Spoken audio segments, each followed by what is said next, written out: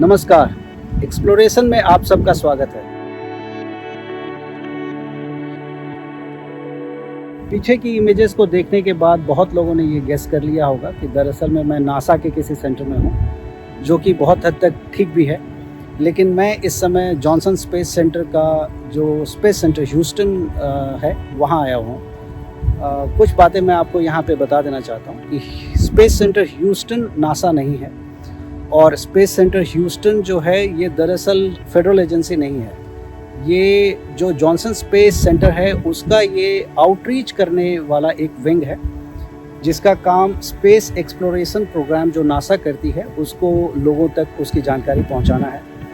और ये federal agency नहीं है, फेडरल एजेंसी नासा है और जॉनसन स्पेस सेंटर है। तो ये दरअसल जॉनसन स्पेस सेंटर द्वारा इसको आउटरीच करने के लिए दिया गया है, बट ये एक नॉन प्रॉफिट ऑर्गेनाइजेशन है।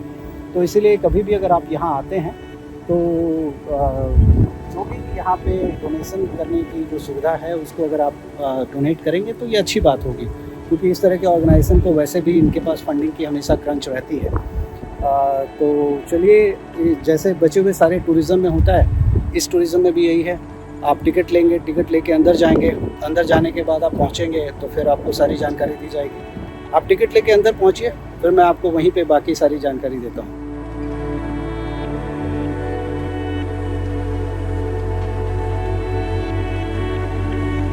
तो ये मैं जेएससी के अंदर हूँ अभी। बहुत नॉमिनल सा फॉर्मेलिटी है, आपको टिकट लेना पड़ेगा। टिकट बेहतर होगा कि अगर आप ऑनलाइन लें। अगर आप यहाँ पे आके काउंटर से टिकट खरीदेंगे तो आपको ज़्यादा पे करना पड़ेगा और अननेसेसरी का थोड़ा टाइम भी कंज्यूम होता है। आने के बाद जो बेसिक फॉर्मेलिटी है लाइन लगने का, वो तो है ही। और इसमें एंट्री के लिए एक ही मेनली टूरिस्ट लोग एक ही जगह आकर के एंटर करते हैं। तो जब आप यहाँ पे एंटर करते हैं, उसके बाद एंटर करने के बाद आपको सबसे पहली जगह जो आपको दिखेगी वो यही जगह है जहाँ से मैं अभी आपसे बात कर रहा हूँ। तो चलिए, एंट्री के साथ ही सबसे पहले हम लोग आईएसएस के बारे में बात करते हैं। कि मैं आईएसएस के बारे में आपको एक बार मैं चाहता हूँ कि आपको उसको अच्छे से दिखा दूँ, आप देख करके पहले समझ लें। ये आईएसएस में जो आपको मैं कोशिश करता हूँ कि मैं एक तरफ आपको दिखाऊँ। ये जो आप देख पा रहे होंगे आईएसएस में, एक तरफ जो आपको ये देखिए, ये जो अभी आपको दिख रहा है, ये दरअसल में ये सोलर पैनल्स है। आपको दिख रहा होगा 8 सोलर पैनल, बट दरअसल में 2 पेयर है, एक पेयर में 2 है, दूसरे पेयर में 2 है, और इसी तरह से इधर भी है। तो टोटल हम लोग 8 सोलर पैनल कहेंगे कि 8 सोलर पैनल लगा हुआ है। और 8 सोलर पैनल को अगर आप मिला दें और इसको अगर आप ज़मीन पे रख दें तो ये करीब 1 एकड़ एरिया जो है ये कवर करता है, 8 के 8 सोलर पैनल। और इसके अलावा ये जो इलेक्ट्रिसिटी प्रोड्यूस करता है, almost 90 to 100 kilowatt electricity produce करता है, जो करीब मुझे लगता है कि एवरेज घर अगर होगा तो 40 से 50 घरों की इलेक्ट्रिसिटी की ज़रूरत को पूरा कर देगा ये। इसके अलावा जो इसमें फोटोवोल्टेइक सेल लगे हुए हैं, हर एक पैनल में फोटोवोल्टेइक सेल लगा हुआ है, तभी ये काम करता है। और हर एक पैनल दरअसल में सूर्य की तरफ, ऊपर की तरफ मुड़ा हुआ रहता है, ताकि उसको ज़्यादा से ज़्यादा सोलर एनर्जी मिल सके, और उसी सोलर एनर्जी को वो इलेक्ट्रिसिटी में कन्वर्ट करता है। तो मैं आपको बता रहा था कि इसमें कितने फोटोवोल्टेइक सेल लगे हुए हैं। तो करीब अगर ये 8 पैनल को अगर आप देख लेंगे तो करीब इसमें 500,000 सोलर फोटोवोल्टेइक सेल जो है वो लगा हुआ है। तो इसकी ज़रूरत क्यों पड़ती है? ये जो आप देख रहे होंगे विंग्स, जिसको हम कहते हैं कि ये हमारा सोलर पैनल है, इसकी ज़रूरत क्यों पड़ती है? तो पूरा आईएसएस जो चल रहा है वो इसी की वजह से चल रहा है। अगर ये नहीं होगा तो आईएसएस में कोई भी एनर्जी कुछ भी नहीं रहेगा, क्योंकि आईएसएस को चलने के लिए जितनी इलेक्ट्रिसिटी की ज़रूरत होता है, 100% इलेक्ट्रिसिटी यही देता है। और ये कहाँ से देता है? तो ये क्या करता है, सोलर एनर्जी को लेता है और उसको दरअसल में इलेक्ट्रिसिटी में कन्वर्ट करके आईएसएस को देता है। आईएसएस मतलब इंटरनेशनल स्पेस स्टेशन में देता है। इंटरनेशनल स्पेस स्टेशन में कूलिंग के लिए, हीटिंग के लिए, इसके जो अपने जायरोस्कोप हैं, जो मूवमेंट के लिए, जितनी भी चीज़ों की जो मूवमेंट करने के लिए जो एनर्जी चाहिए, इसके इंजन्स को चलाने के लिए जो एनर्जी चाहिए, सारी की सारी एनर्जी दरअसल में यही 8 के 8 आपको जो सोलर विंग्स दिख रहे हैं, ये देता है। तो ये सोलर विंग्स के बारे में मैंने आपको बताया। सोलर पैनल्स का या आप कह लीजिए सोलर एनर्जी का रोल हमारे लाइफ में आने वाले टाइम में बहुत बड़ा होगा। स्पेस एक्सप्लोरेशन के या स्पेस साइंस में तो ये अटमोस्ट इम्पॉर्टेंट रोल प्ले करेगा, सबसे ज़्यादा रोल इसी का होगा। उसके पीछे कारण ये है कि जो भी और स्पेस प्रोग्राम डिज़ाइन किए जा रहे हैं उन सब में सोलर एनर्जी का ही इस्तेमाल किया जा सकता है। मजबूरी है, क्योंकि इसके अलावा जो एनर्जी होगी वो आप सब्स्टिट्यूट में 1-2 दिन 10 दिन के लिए तो कर सकते हैं, बट लंबे समय के लिए नहीं कर सकते। जैसे स्पेस स्टेशन पे बैटरी का भी इस्तेमाल होता है, बट बैटरी का इस्तेमाल हर समय नहीं होता। वो तब होता है जब रात का समय होता है, उस समय बैटरी का इस्तेमाल होता है। लेकिन उस बैटरी को चार्ज करने के लिए भी तो कुछ चाहिए, तो वो सोलर पैनल ही है जिसकी वजह से वो बैटरी सारी की सारी चार्ज हो सकती है। तो दरअसल में सोलर एनर्जी का रोल बहुत बढ़ जाता है। अब मैं आपको एक इंटरेस्टिंग फैक्ट बताता हूँ। ये जो सोलर एनर्जी है ये दरअसल में अंदर में कूलिंग करने के लिए भी इस्तेमाल होता है, क्योंकि अंदर में काफ़ी गर्मी होती है, तो उसको पूरा का पूरा एनवायरनमेंट को कूल रखने के लिए इसका इस्तेमाल होता है। लेकिन उसको कूल करने के लिए जितने एनर्जी की ज़रूरत होती है, जो सोलर एनर्जी एब्जॉर्ब करता है हमारा विंग, और विंग उसको एब्जॉर्ब करने के बाद इलेक्ट्रिसिटी में कन्वर्ट करता है। इलेक्ट्रिसिटी में कन्वर्ट करता है तभी वो आप जो एसी घर में चलाते हैं वो भी तो इलेक्ट्रिसिटी से चलाते हैं। तो उसी तरह से जो इलेक्ट्रिसिटी में कन्वर्ट होता है, उस इलेक्ट्रिसिटी को दूसरी जगह अलग अलग जगह पे पहुंचाने में जितनी एनर्जी बर्न होती है या और जितनी गर्मी पैदा होती है, उन सब गर्मी को ख़त्म करने के लिए दरअसल में अमोनिया का इस्तेमाल किया जाता है। अमोनिया पाइप जो होता है उसको अलग अलग सर्किट के आसपास से निकाला जाता है ताकि वो सारी की सारी इलेक्ट्रिकल सर्किट ठंडा रहे। तो इसका रोल अंदर में एस्ट्रोनॉट्स को ठंडक पहुंचाने के अलावा इसके पूरे बाहरी सरफेस को ठंडा रखने में भी होता है। इसीलिए सोलर पैनल के बारे में मैंने बहुत समय लिया आपको बताने के लिए, क्योंकि इसका रोल बहुत बड़ा है। तो चलिए अब मैं ISS के सोलर पैनल से निकल करके आपको दूसरी जगह लेके चलता हूँ और वो वहाँ के बारे में आपको बताता हूँ। ये जो आप देख रहे हैं ये दरअसल में एक एल्यूमिनियम का बहुत मोटा ऑलमोस्ट 6 इंचेस का ये बार है।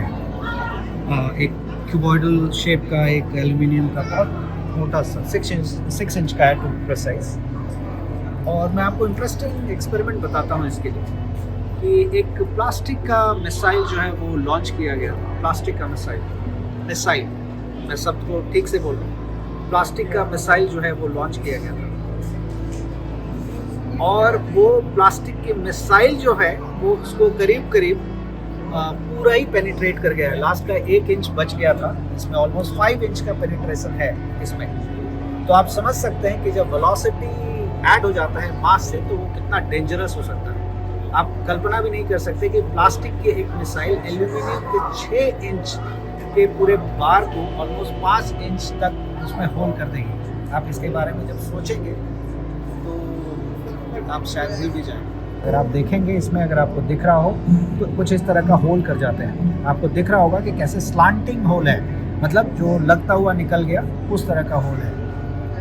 ये क्यूरियोसिटी हो कि किस तरह के रिसर्च होते हैं नासा में, उनके लिए ये मैं स्पेसिफाई कर देना चाहता हूँ। यहाँ जो डिटेल लिखा हो बहुत वाइड है, लेकिन मैं आपको पूरा रिसर्च बता देता हूँ कि दरअसल में ये पूरा रिसर्च जो है ये आप देख रहे होंगे कि 2 अलग अलग ब्लॉक रखा हुआ है। मैं एक ब्लॉक को आप देखिए जो आपके लेफ्ट में दिख रहा होगा, उस ब्लॉक को अगर आप ध्यान से देखेंगे तो दरअसल में उस ब्लॉक में जो 2 एज है, जो 2 किनारा है ऐसे और ऐसे, उन 2 किनारों के बीच में फोम है जो आपको गड्ढा हुआ दिख रहा है, वो दरअसल फोम के अंदर है। और साइड में एल्यूमिनियम को हल्का सा साइड से क्रश करता हुआ फोम के अंदर चला गया है। तो ये रिसर्च किया जा रहा है कि कैसे रॉकेट का जो ऊपर का लेयर हो किस तरह का हो, सो दैट कि हल्का भी रहे और वो बहुत प्रोटेक्टिव भी रहे। तो उसी रिसर्च का ये हिस्सा है जिसको हम लोग 2 अलग अलग मेथोडोलॉजी के नाम से जानते हैं। हनीकॉम्ब है। याद रखिए, मैं आपको एक जानकारी और दे देता हूँ, जितने भी रिसर्च होती हैं मटेरियल्स के ऊपर वो सारी की सारी नेचर में पहले से एग्जिस्ट करती है। हम उसको मिमिक करने की कोशिश करते हैं, ये बहुत इम्पॉर्टेंट है। तो उसी को मिमिक करने के दिशा में एक आपको ये दिख रहा है, जो मैं कोशिश कर रहा हूँ कि जितना पास से मैं आपको दिखा सकूँ वो मैं आपको दिखाऊँ। ये आप मेरे सामने एक देख रहे होंगे कि एक सर्कल के शेप का शील्ड जैसा रखा हुआ है। दरअसल में ये ग्लास है, और ये ग्लास जो है वो करीब करीब आप कह सकते हैं कि 5 mm का होता है, 0.2 इंचेस का, 0.02 इंचेस का होता है ये। और ऐसे ऐसे 4 लेयर्स होते हैं शील्ड करने के लिए, जो विंडोज़ जो होते हैं ना स्पेस क्राफ्ट के, उसको शील्ड करने के लिए ऐसे ऐसे 4 ग्लास के लेयर लगाए जाते हैं। तो ये आपको दिखा रहा है दरअसल में ये जो भी यहाँ रखा हुआ वो फैक्ट, मतलब वो सच में रखा हुआ या एक्सपेरिमेंट के दौरान जो रिजल्ट है उसको दिखाया गया यहाँ पे। तो आप देखेंगे कि ये ग्लास के ऊपर 2-4 छोटे छोटे होल जैसे हैं, तो वो आपका जो पिन होता है, पिन का भी आधा डायमीटर का, पिन का भी आधा डायमीटर का जो मेटल होता है, उससे जब हिट हुआ है ग्लास को तो कितना इम्पैक्ट कर गया। अगर आप इमेजिन कीजिए अगर उस तरह का अगर उसकी वेलोसिटी और ज़्यादा हो, उसकी स्पीड और ज़्यादा हो, मैं स्पीड और वेलोसिटी 2 अलग अलग चीज़ है, लेकिन मैं आसान भाषा में रखने के लिए इस्तेमाल कर रहा हूँ स्पीड। तो अगर और ज़्यादा स्पीड हुई या फिर और ज़्यादा दूर से अगर वो चीज़ आ रहा है, तो सोचिए कि कितना ज़्यादा पेनिट्रेशन होगा। वो हो सकता है तो अंदर ही ना घुस जाए। तो इस एक्सपेरिमेंट में नहीं, ये जो रिज़ल्ट है वो आपको यही दिखा रहा है कि कैसे छोटा से छोटा चीज़ भी एक बहुत मोटे से चीज़ को या हेवी चीज़ को भी पेनिट्रेट कर सकता है जब वो चीज़ स्पेस में होता है। कहने का मतलब जब दूरी उसमें बहुत ज़्यादा होती है और वेलोसिटी उसमें बहुत ज़्यादा होता है। आप देख सकते हैं ये जो आपको दिख रहा होगा शील्ड के तरीके का, ये दरअसल में ट्रैश को इतना कॉम्पैक्ट कर दिया गया है कि ये शील्ड की शक्ल में है। मैं आपको एक आइडिया दे सकता हूँ इसको दिखा करके कि इसका डायमीटर अराउंड 4 इंच के आसपास है, और ये बहुत सुंदर सा शील्ड सा बन गया है। और स्पेस में जितने भी वेस्ट होते हैं, सब वेस्ट को पूरी तरह से कॉम्पैक्ट करके इस तरह से बना दिया जाता है, सो दैट ज़ीरो वेस्ट हमारे स्पेस में रहे। ये आप देख पा रहे होंगे कि चेस भी है जो वो लोग अपना टाइम पास के लिए यूज़ करते हैं। स्पेस एक्सप्लोरेशन की बात हो और डिस्कवरी की बात ना हो पाए, ऐसा संभव नहीं है। डिस्कवरी के बगैर स्पेस एक्सप्लोरेशन प्रोग्राम को गिनना बहुत मुश्किल हो जाएगा। तो चलिए अभी मैं आपको डिस्कवरी का जो यहाँ पे मिमिक रूप है, या फिर कह सकते हैं कि उसका छोटा रूप बना करके रखा गया है, उसको दिखाता हूँ कि दरअसल में इसको सबसे पहले 1984 में लॉन्च किया गया था। सबसे फर्स्ट लॉन्च शायद उसी समय हुआ था, अगर मैं ठीक से ईयर याद कर पा रहा हूँ, तो वही उसका सबसे पहला लॉन्च था। कुल मिला के इसने 38 मिशन कंप्लीट किए, 38 मिशन इसने कंप्लीट किए हैं। अगर इसको माइल्स में अगर आप कन्वर्ट करेंगे तो करीब करीब 138 मिलियन माइल्स होगा, वो करीब 140 मिलियन माइल्स आप कह सकते हैं। इतना माइल्स उसने कवर किया है, और ऐसा करने के दौरान वो 13 बार स्पेस स्टेशन पे गया है। और 13 बार स्पेस स्टेशन पे जब वो गया है, तो उस दौरान उसने 254 नंबर ऑफ क्रू मेंबर्स को, एस्ट्रोनॉट्स को ले जाना और ले आना उसने किया है, 254। अगर मुझे नंबर ठीक से याद है तो 1-2 नंबर आगे पीछे हो सकता है, बट 254 सही नंबर है। इतने क्रू को वो ऊपर लेकर के गया है और नीचे लेकर के आया है। इसके अलावा उसने बहुत सारे मॉड्यूल्स को भी वो पूरी तरह से शिफ्ट किया, जैसे लियोनार्ड मॉडल को उसने पूरी तरह से यहाँ से लेकर के, अर्थ से लेकर के वो ऊपर गया था। तो अगर मैं ऐसा कहूँ कि लियोनार्ड मॉडल जो है वो पूरी तरह से डिस्कवरी द्वारा ही लेकर के जाया गया है, तो गलत नहीं होगा, ये सही है। तो ये था डिस्कवरी के बारे में। अब मैं आपको अगले मॉड्यूल की तरफ या अगले फेज़ में लेके चलता हूँ। तो अब मैं जिस सेक्शन में आया हूँ, ये दरअसल में स्पेस में क्रॉप्स को कैसे ग्रो कराया जाए, ये सेक्शन है। तो इससे पहले कि मैं इसको दिखाऊं आपको, सबसे पहले मैं चाहता हूं कि कुछ इन्फॉर्मेशन इसके ऊपर शेयर करूं। तो स्पेस में जो प्लांट के ग्रो करने का जो रिसर्च है, ये सबसे वन ऑफ द मतलब कह सकते हैं कि सबसे ज़्यादा सॉट आफ्टर है, सबसे ज़्यादा इसको किया जाता है वहाँ पे। उसके पीछे मल्टीपल रीज़न है। पहला तो ये साइकोलॉजिकल इम्पैक्ट देता है। जो लोग स्पेस में रहते हैं और उनके लिए, हमारे और आपके लिए यहाँ पे फैमिलीज़ हैं, बहुत सारी और भी चीज़ें हैं जिसको हम करके अपना समय व्यतीत कर लेते हैं। लेकिन जो लोग स्पेस में रहते हैं उनके लिए साइकोलॉजिकल बैरियर क्रॉस करना, साइकोलॉजिकली अपने आप को मोटिवेट करके रखना एक बहुत बड़ा चैलेंज होता है। तो उसमें साइकोलॉजिकली ये देखा गया है कि प्लांट एक बहुत बड़ा रोल प्ले करता है, और स्पेशली ग्रीन प्लांट। ये बहुत इंटरेस्टिंग बॉक्स है। ये एक्सपेरिमेंटल बॉक्स है जिसके अंदर प्लांट को उगाया जाता है। सवाल उठता है कि ये क्या ऐसा कलर बनाया गया है या ऐसा नेचुरली है। तो मैं आपको बताता हूँ ये नेचुरली है, क्योंकि जितने भी प्लांट्स होते हैं यूजुअली वो ग्रीन कलर एमिट करते हैं, रिलीज़ करते हैं, और जो कलर वो एक्सेप्ट करना चाहते हैं वो रेड है या फिर ब्लू वेवलेंथ वाले कलर होते हैं। तो जब ये दोनों कलर आपस में टकराते हैं तब ये जो है, ये जो चैम्बर है, ये चैम्बर मजेंटा कलर का हो जाता है। ये एक्सपेरिमेंटल चैम्बर है जिसके अंदर प्लांट ग्रो हो रहा है, ये मजेंटा कलर का दिखने लगता है। तो ये इसकी वजह से मजेंटा है।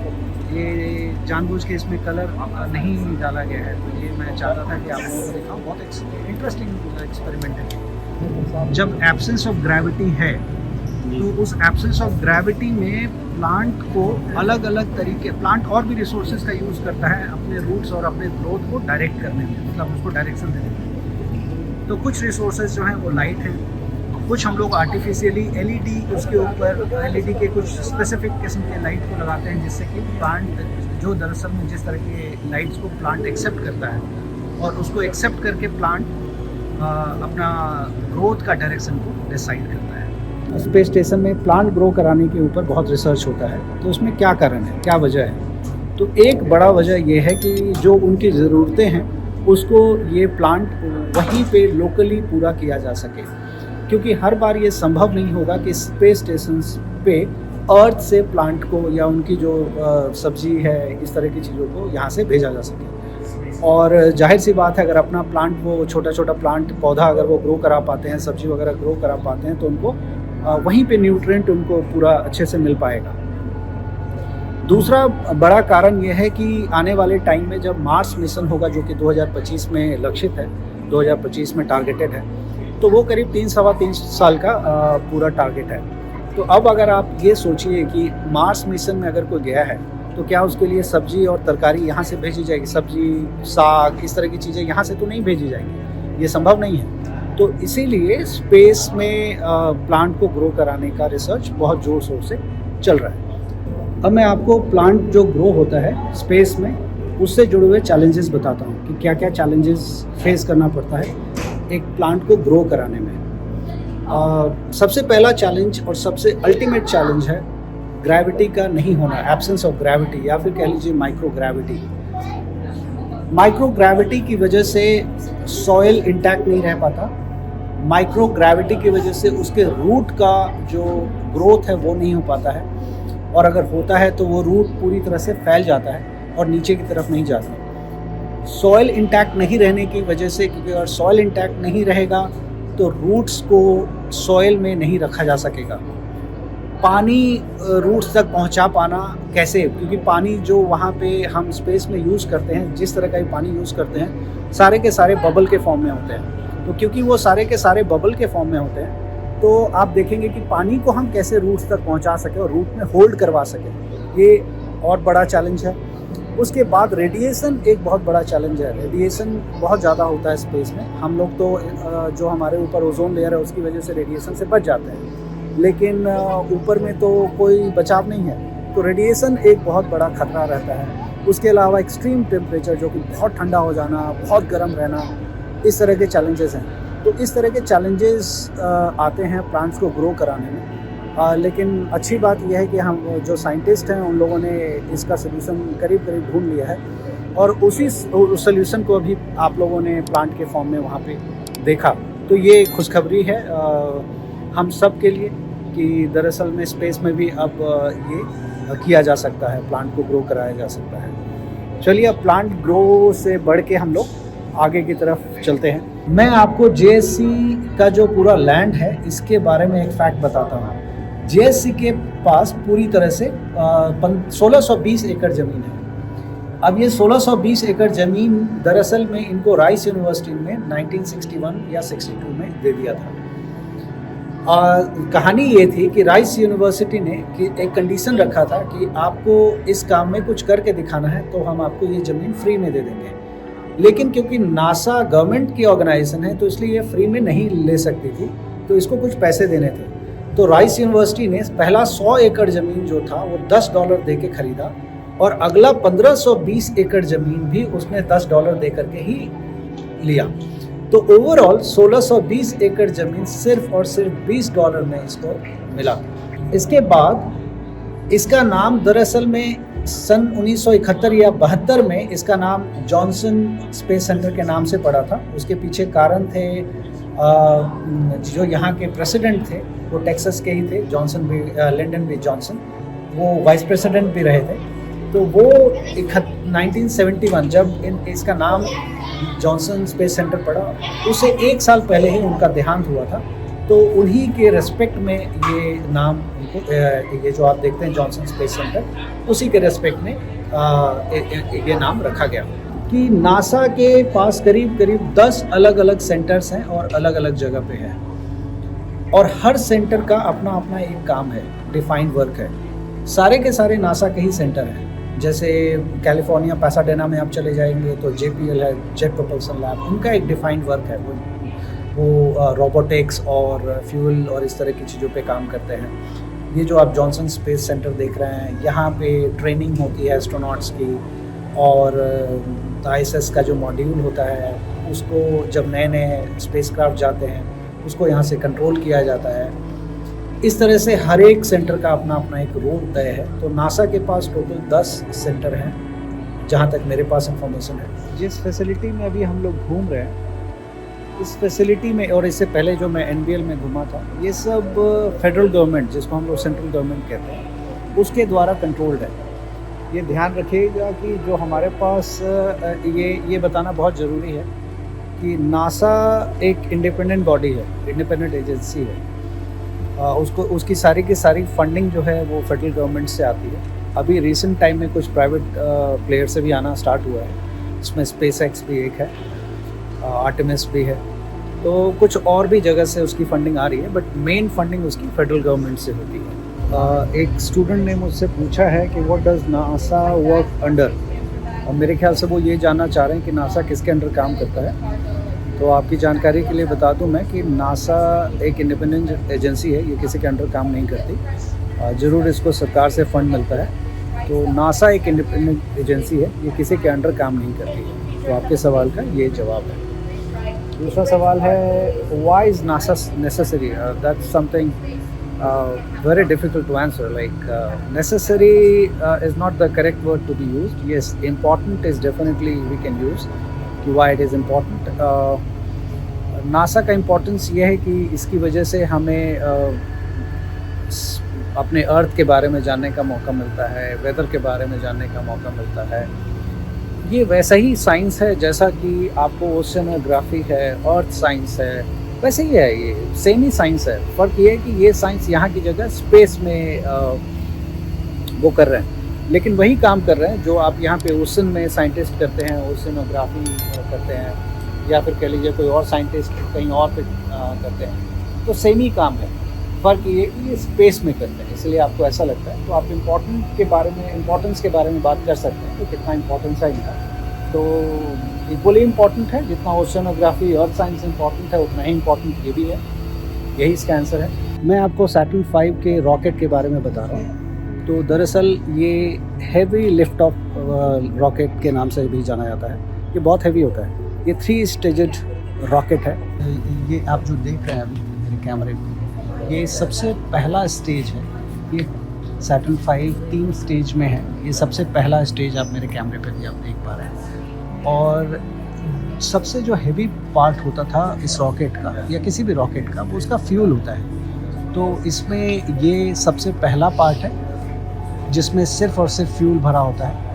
ये एक सर्टन हाइट पे जाके अराउंड 30 से 38 किलोमीटर तक ये लेकर के लिफ्ट करके जाता है रॉकेट को, और उसके बाद इसका फ्यूल ख़त्म हो जाता है। उसके बाद दूसरा रॉकेट प्रोपेल होता है, ये वाला जो आप देख रहे हैं अब मेरे कैमरे पे, ये रॉकेट प्रोपेल होगा। और वो जो पिछला वाला था वो समुद्र में गिर जाता है। तो वही जो समुद्र में गिर गया था उसी को रिट्रीव करके निकाल करके ला करके यहाँ रखा गया है। तो ये जो आप देख रहे हैं ये असली है, बिल्कुल भी इसमें कोई डुप्लीकेट वाला सामान यहीं नहीं रखा हुआ है, ये असली आप देख रहे हैं रॉकेट। ये दूसरा स्टेज है, इसमें भी वही चीज़ फॉलो होता है। ये सेकेंड स्टेज वाला जो रॉकेट है ये स्पेस शटल को और ऊपर तक ले करके जाता है, और उसके बाद ये भी जब इसका पूरा फ्यूल ख़त्म हो जाता है तो ये भी समुद्र के अंदर गिर जाता है, और उसको भी रिट्रीव करके यहाँ पे लगा के रखा गया है। और उसी तरह से तीसरा हिस्सा भी है जो रॉकेट को थर्ड स्टेज तक ले करके जाता है, और उसके बाद जब तीसरा हिस्सा भी समुद्र में गिर जाता है तो फिर रॉकेट का सबसे जो ऊपरी हिस्सा होता है वही जाता है स्पेस में। इसके अलावा सब कुछ यहीं पे ज़मीन पे ख़त्म हो जाता है। ये जो अभी आप मेरे कैमरे पे देख रहे हैं, इसमें एक ब्राउन कलर का जो कैप्सूल आपको दिख रहा है, यही दरअसल में कैप्सूल होता है जिसमें कि एस्ट्रोनॉट्स बैठे होते हैं, और यही वापस भी आता है ज़मीन पर। और उसके अलावा जितनी भी चीज़ें हैं वो करीब करीब सारी की सारी चीज़ें ख़त्म हो जाती हैं। सिर्फ आगे का जो हिस्सा दिख रहा है आपको ये ज़रूर रहता है, ऑफ कोर्स ये तो रहता है, बट ये मल्टीपल रीज़न से होता है, उसकी बात हम ना करें। जो मेन हिस्सा है हमारा कैप्सूल, वो ये जो आपको अभी कैमरे पे दिख रहा है यही वो हिस्सा है। तो ये पूरा आपको मैंने सैटर्न 5 का पूरा सिस्टम दिखाया कि कैसे कैसे सैटर्न 5 कैसे लॉन्च होता है, कैसे काम करता है, क्यों उसको यूज़ किया गया था। तो अभी हम लोग सोनी कार्टर बिल्डिंग में आ चुके हैं। इस बिल्डिंग में आने का मेन मकसद है हमारा NBL लैब को देखना। NBL लैब जो होता है, इसका पूरा नाम दरअसल में न्यूट्रल बॉयंसी लैब है। इस लैब में जितने भी एस्ट्रोनॉट्स आते हैं, नए हों या पुराने हों, उन सब को 18 से 24 महीने की ट्रेनिंग मिलती है। उसके बाद ही वो एस्ट्रोनॉट बनते हैं, और स्पेस में जाने से पहले ये ट्रेनिंग मैंडेटरी है। तो यहाँ पे ये ट्रेनिंग क्यों होती है इसके बारे में मैं आपको बताऊंगा। तो चलते हुए मैं एटलीस्ट आपको ये बताता हूँ कि एस्ट्रोनॉट बनने की प्रक्रिया क्या होती है। बहुत सारे लोगों का ये सवाल रहता है, और एक दो सवाल मेरे पास भी कुछ स्टूडेंट्स आए हैं। GD गोविंद का सिरसा के स्टूडेंट ने मुझसे ये पूछा है, शायद बहुत सारे सवालों का लिस्ट था, उसमें ये था, शायद मैं ठीक से अगर रिकॉल कर पा रहा हूँ तो एस्ट्रोनॉट कैसे बना जाता है। तो देखिए, एस्ट्रोनॉट बनने की जो प्रक्रिया है, जो प्रोसेस है, वो एज रिक्वायर्ड है। जब ज़रूरत पड़ती है तभी नासा वैकेंसी निकालती है, अदरवाइज़ नहीं निकालती है। ऐसा नहीं है कि हर समय निकालती है, एस्ट्रोनॉट बनने के लिए नहीं निकालती है। आप US गवर्नमेंट के जब साइट पे आप जाएंगे तो आपको, जब एस्ट्रोनॉट्स की अभी कुछ दिन पहले ही बंद हुई है, तो वहाँ पे आपको इसकी वैकेंसी के बारे में पता लग जाएगा कि हाँ, इसकी वैकेंसी जो है वो निकली हुई है, और वहाँ आप अप्लाई करते हैं। और उसके बाद सिलेक्शन प्रोसीजर होता है। इसमें बेसिक जो क्वालिफ़िकेशन की ज़रूरत पड़ेगी वो मास्टर्स या PhD इन बेसिक, उसकी ज़रूरत पड़ेगी आपको। इसमें जो हार्ड साइंस होता है, जैसे जियोलॉजी, जूलॉजी, बायोलॉजी, इस तरह के, बॉटनी, आप इस तरह के फील्ड से इसमें अप्लाई आप नहीं कर सकते हैं। हाँ, अगर आप MD हैं, डॉक्टर हैं, तो आप अप्लाई कर सकते हैं। इसके अलावा इंजीनियरिंग के करीब करीब सभी फील्ड को इसमें इंक्लूड किया जाता है, सिविल को छोड़ के। सिविल के लिए इसमें ओपनिंग नहीं होती है। और आप समझ सकते हैं कि इसमें करीब करीब 25 से 30 हज़ार लोगों के बीच में आपका सिलेक्शन होता है। तो बड़ा टफ प्रोसेस है ये। लेकिन हाँ, हम इंडियंस के लिए इतना टफ नहीं है।